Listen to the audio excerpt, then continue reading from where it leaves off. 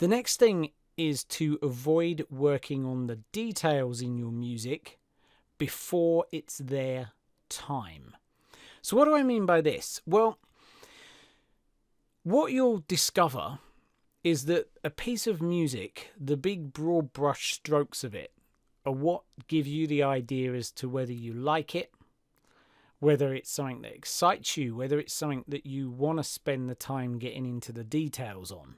But getting into the details tells you very little. You never find out how much you love a piece of music by spending an hour tweaking the settings on a drum bus compressor.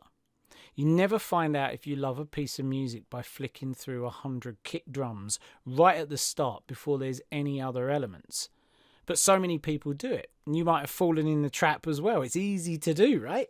It's really easy to fall into the trap of detail tweaking. But it doesn't inform us as to how much we really like the piece of music. We can only tell when it's a fully arranged track and it's telling the story, and we're able to potentially move our body to it, get lost in it. And then we can ask that question, okay, do I really want to polish this and get into the weeds and the details of this? Am I feeling this? Even better if you have a network of peers, a community, people you can rely on to get their feedback as well. Now's a great time to start going in the details if you want to. Otherwise, you put the cart before the horse. You spend a bunch of time on the details, then find out it's not something you're enthusiastic about at all. And you've wasted all of that time and potential learning for the track on actually just getting lost in the weeds. And then you might not even get past the loop if you're bored of it, you're not interested in it anymore.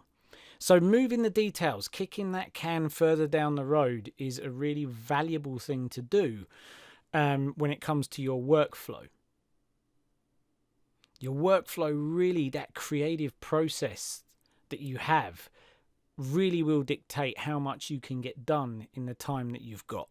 So move that tweaking stuff to the end when it's actually got value, if you believe it's worth putting that time into your music.